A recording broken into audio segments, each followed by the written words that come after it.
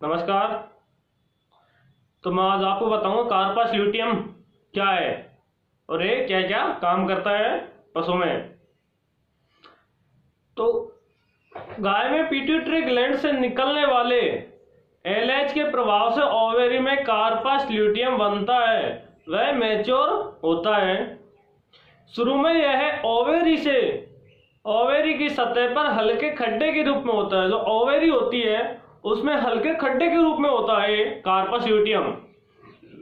24 घंटे में यह ओवेरी की सतह से ऊपर उठ जाता है। जैसे ये ओवेरी की सतह है तो इससे ऊपर उठ जाता है वो, लेकिन इसके बीच का भाग दबा रहता है। जो कार्पास ल्यूटियम के बीच का भाग होता है वो दबा रहता है, जिससे यह ओवेरी की सतह पर प्याले नुमा वस्तु की तरह चिपका रहता है। जैसे अपने प्याले की तरह होती है कोई वस्तु, प्याले की आकृति में ये चिपका रहता है।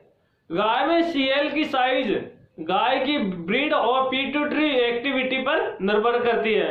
एक तो ब्रीड और एक पिट्यूटरी एक्टिविटी होती है ग्लैंड्स, उस पर निर्भर करती है सीएल की। इसकी चौड़ाई लगभग 1 सेंटीमीटर होती है। किसकी? सीएल के। शुरू में सीएल का रंग मांसल लाल होता है। शुरू में इसका रंग मांसल लाल होता है, लाल मांस की तरह होता है, जो बाद में चॉकलेट लाल और फिर हल्का लीवर रंग की तरह हो जाता है। और बाद में फिर कैसे होता है? हल्का लीवर रंग की तरह हो जाता है।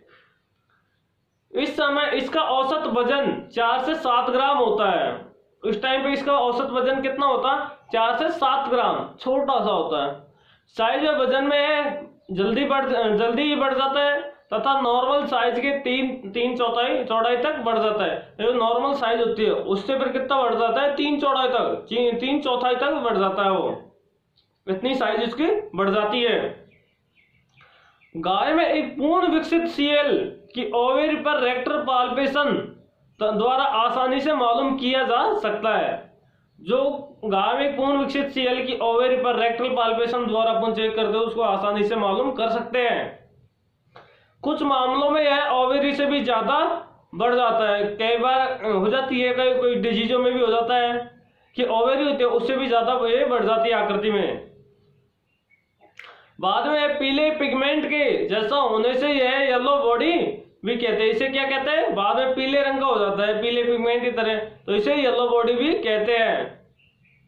एक सीएल लगभग 16 दिन तक वृद्धि करता है, फिर धीरे धीरे सिकुड़ता जाता है। एक सीएल कितने दिन तक? 16 दिन तक वृद्धि करता है और फिर बाद में धीरे धीरे सिकुड़ने लग जाता है, पुनः अपनी अवस्था में आना लग जाता है। वो सफेद रंग का हो जाता है फिर ये, तथा ओवेरी की सतह के नीचे दब जाता है। जो ओवेरी होती है उसकी सतह के नीचे वो सीएल दब जाता है, जिसे कार्पस एल्बिगन्स कहते हैं। जिसे क्या कहते हैं? कार्पस एब्लिगन्स। कार्पस एब्लिगन्स किसे कहते हैं? एक सीएल लगभग 16 दिन की वृद्धि करता है, फिर बाद में धीरे धीरे सिकुड़ने लगता है और सफेद रंग का हो जाता है तथा ओवेरी की सतह के नीचे दब जाता है। इसे क्या कहते हैं? कार्पस एल्बिगन्स कहते हैं। सीएल का मुख्य कार्य प्रोजेस्टेरोन बनना है। सीएल का मुख्य कार्य क्या होता है? प्रोजेस्टेरोन हार्मोन को बनाना। प्रोजेस्टेरोन लेवल धीरे धीरे बढ़ता जाता है तथा 8 से 12 दिन के बीच में अधिकतम मात्रा में बनता है। 8 से 12 दिन की अवधि होती है, उस टाइम पे अधिक बनता है। क्या बनता है? Progesterone hormone. फिर 18वें दिन तक यह कम या ज्यादातर एक साथ बना रहता है। 18वें दिन तक ही कहीं तो कम या फिर ज्यादा एक साथ बना रहता है। इसके बाद तेजी से प्रोजेस्टेरोन लेवल कम हो जाता है। एक साथ में तेजी से प्रोजेस्टेरोन लेवल कम हो जाएगा। भैंस में ताजा सीएल का रंग गहरा लाल, जो बाद में नीला लाल और बाद में गंधला भूरा रंग का हो जाता है। बाद में फिर कैसा होता है? भैंस में गंधला भूरे रंग का होता है। शुरू में तो लाल होता है उसका गहरा लाल और बाद में गंधला भूरे रंग का हो जाता है। अब देखते हैं कार्पस ल्यूटियम और प्रेगनेंसी। कार्पस ल्यूटियम और प्रेगनेंसी के समय क्या प्रभाव है, क्या कार्य है? यदि गर्भधारण हो जाता है तो सीएल सिकुड़ता नहीं है और आगे भी बराबर काम करता रहता है और एक कठोर भाग के रूप में ओवरी की सतह पर धंसा रहता है। प्रेगनेंसी के दौरान सीएल की वजह से नया एम्ब्रियो गर्भाशय में स्थापित होता है। जो सीएल प्रेगनेंसी के दौरान सीएल की वजह से क्या होता है, एक नया एम्ब्रियो गर्भाशय में स्थापित होता है। यदि प्रेगनेंसी के बाद सीएल को ओवरी से हटा दे तो गर्भाशय में भ्रूण की स्थापना नहीं होगी। यदि प्रेगनेंसी के बाद सीएल को ओवरी से हटा देते हैं तो गर्भाधान में भ्रूण की स्थापना नहीं होगी। इसलिए सीएल बहुत लाभदायक है, बहुत जरूरी है। गर्भधारण के बाद अगली स्ट्रेस साइकिल के बीच तक सीएल की साइज बढ़ती जाती है। अब देखते हैं कि गाय में यदि गर्भधारण हो जाता है तो सीएल स्ट्रेस साइकिल के बीच की अवधि तक साइज में बढ़ता जाता है। इसके बाद साइज ऐसी ही रहती है और प्रोजेस्टेरोन बनता रहता है। साइज ऐसी रहेगी इसमें और प्रोजेस्टेरोन बनता रहेगा उसमें, तथा गर्भकाल के आखिर तक इसी साइज का बना रहता है। सीएल में प्रोजेस्टेरोन बनता रहता है, जिसके कारण गर्भकाल में गाय सामान्य रूप से हीट में नहीं आती है। इस दौरान प्लेसेंटा से एस्ट्रोजन बनता है। उस टाइम पे क्या होता है, जो प्लेसेंटा होती है, जेल होती है, उससे कौन सा हार्मोन बनता है, एस्ट्रोजन हार्मोन। और सीएल से कौन सा बनेगा, प्रोजेस्टेरोन। अब देखते हैं ओवुलेशन। ओवुलेशन कैसे होता है, ठीक है। यह एक जटिल प्रक्रिया है जिसमें एलएच के प्रभाव से फॉलिकल के दीवार में कई बदलाव आते हैं। आखिर से फॉलिकल की दीवार फटती है और ओवम बाहर निकलता है। यह एक जटिल प्रक्रिया है जिसमें एलएच के प्रभाव से फॉलिकल की दीवार के कई बदलाव आते हैं। आखिर में जो फॉलिकल की दीवार है वो फटती है और ओवम बाहर निकलता है, अंडाणु बाहर निकलता है। कहां से, और फॉलिकल की दीवार फटेगी तो ओवम बाहर निकलेगा। इस तरह ओवुलेशन के लिए एलएच बहुत जरूरी है। इसके अलावा ओवुलेशन से पहले गोनेडोट्रोपिन हार्मोन जीएनआरएच हार्मोन के कारण फॉलिकल के फ्लूइड में प्रोजेस्टेरोन की मात्रा भी अस्थायी रूप से बढ़ती है। यानी जो जीएनआरएच हार्मोन के कारण फॉलिकल जो फ्लूइड होता है उसमें प्रोजेस्टेरोन की मात्रा अस्थायी रूप से बढ़ती रहती है। और इसके बाद एस्ट्राडियोल व प्रोस्टाग्लैंडिन पीजीएफ2 अल्फा हार्मोन भी बढ़ते हैं। इसी प्रकार फॉलिकल के फटने व ओवुलेशन के लिए प्रोस्टाग्लैंडिन भी जरूरी है। इसी तरह से फॉलिकल फटने के लिए, ओवुलेशन के लिए क्या है, प्रोस्टाग्लैंडिन भी जरूरी है। ओवुलेशन के बाद यदि गैमीट यानी स्पर्म व ओवम का फर्टिलाइजेशन के समय या इसके स्थान पर सही समय पर पहुंचना जरूरी है ताकि गर्भधारण हो सके। यानी ओवुलेशन के बाद गैमीट यानी स्पर्म व ओवम का फर्टिलाइजेशन के स्थान पर सही समय पर पहुंचना जरूरी है ताकि गर्भधारण हो सके। यह दोनों गैमीट विपरीत दिशा में चलते हैं। दोनों गैमीट क्या कहते हैं कि विपरीत दिशा में चलते हैं। ओवरी से ओवम निकलकर ओविडक्ट या फैलोपियन ट्यूब से गुजरता हुआ आगे बढ़ता है, जबकि स्पर्म वेजाइना या सर्विक्स से होकर यूट्राइन हॉर्न और ओविडक्ट की ओर बढ़ते हैं जहां की फर्टिलाइजेशन होता है। ये विपरीत दिशा में चलते हैं तब इनका फर्टिलाइजेशन होता है, ठीक है। ये तो आप भी जानते हो। अब देखिए कि एनिमल में इसकी स्ट्रेस साइकिल की लेंथ क्या है और इसकी हीट की लेंथ क्या है और टाइम ऑफ ओवुलेशन समय क्या है, वो देख लो। इस सबसे पहले काऊ है, वो 21 से 22 दिन की होती है। काऊ में कितने दिन का, 21 से 22 दिन का। जैसे कि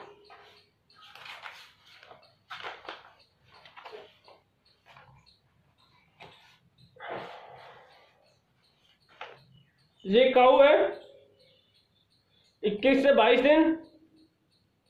लेंथ ऑफ हीट की है 18 से 19 आवर। टाइम ऑफ ओवुलेशन होता है 10 से 11 our and after end of heat stress, ठीक है। तो ऐसे आप उसमें देख लेना, मैं आपको बता देता हूं इसमें कि कौन कौन से क्या क्या है उनके बारे में। गोट 21 डेज, लेंथ ऑफ हीट 30 से 40 आवर, टाइम ऑफ ओवुलेशन 30 से 36 घंटे फ्रॉम स्ट्रास शिप 1617 दिन।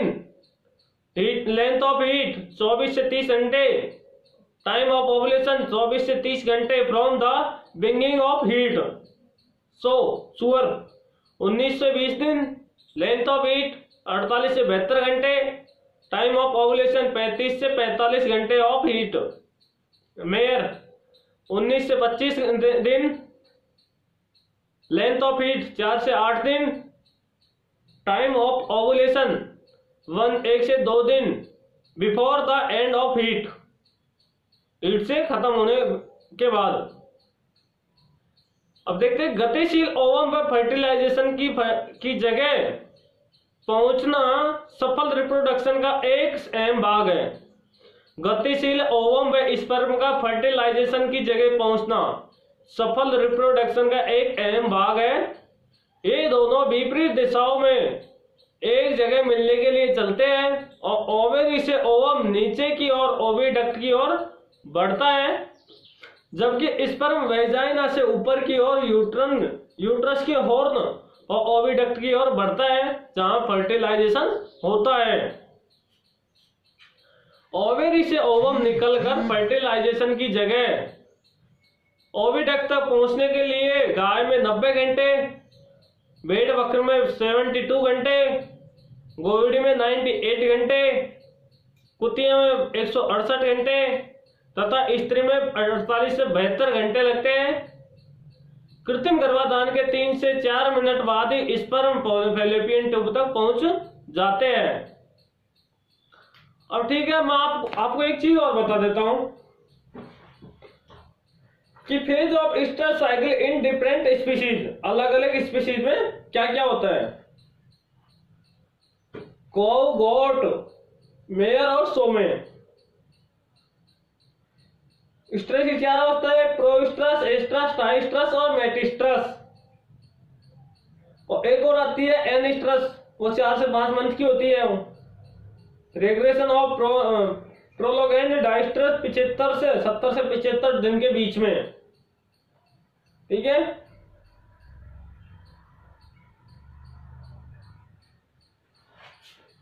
ठीक है ना। और मैं थोड़ा सा एक बात और बता देता हूं, कुछ महत्वपूर्ण बातें और बता देता हूं आपको हार्मोन्स के बारे में। ठीक है ना, वो ये बातें जरूर ध्यान रख लेना, कौन कौन सी बातें हैं। LH ल्यूटिनाइजिंग हार्मोन, ये क्या काम करता है, ये अंडोत्सर्ग करवाता है यानी ओवुलेशन करवाता है। LH हार्मोन कार्पस ल्यूटियम में प्रोजेस्टेरोन हार्मोन के स्तर को बनाता है, को बढ़ाता है। LH हार्मोन नर में टेस्टोस्टेरोन हार्मोन को नियंत्रित करता है। LH को कृत्रिम संश्लेषित हार्मोन ECG हार्मोन है। ECG हार्मोन क्या होता है, यह हार्मोन मानव की प्लेसेंटा से प्राप्त होता है।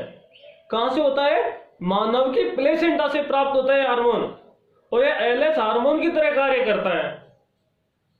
यह हार्मोन अभी तक नहीं देखा हो, लेकिन ये मानव के प्लेसेंटा से प्राप्त होता है और ये LH हार्मोन की तरह कार्य करता है। कौन सा, ECG हार्मोन। ऑक्सीटोसिन हार्मोन पश्च पीयूष ग्रंथि व ओवरी से स्रावित होता है। ऑक्सीटोसिन हार्मोन को पीटोसिन हार्मोन भी कहते हैं।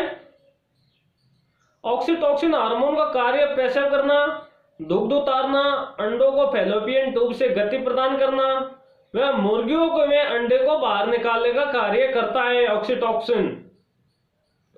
ऑक्सीटोसिन हार्मोन गर्भाशय में संकुचन में फैलाव करता है, वह मिल्क लेट डाउन में भी सहायक है। ऊंट प्रेरित उत्सर्गी अंडोत्सर्गी पशु है। ईस्ट्रोजन का संश्लेषित hormone diethylstilbestrol hormone है। अब देखिए क्लोएका किसे कहते हैं, मुर्गी व मुर्गा में मूत्र मार्ग, जनन मार्ग व गुदा मार्ग एक ही छिद्र में खुलते हैं। इस छिद्र को क्या कहते हैं, क्लोएका कहते हैं।